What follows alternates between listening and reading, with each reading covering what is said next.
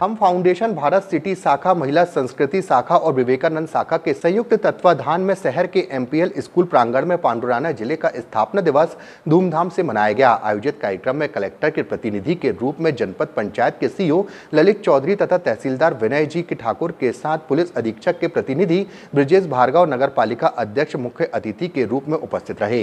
इस अवसर पर कार्यक्रम हम फाउंडेशन के जिला अध्यक्ष सुभाष बुधराजा की अध्यक्षता में भारत माता सहित स्वामी विवेकानंद जी की फोटो पर फूल माला दीप प्रज्वलित करते हुए कार्यक्रम का शुभारंभ किया गया।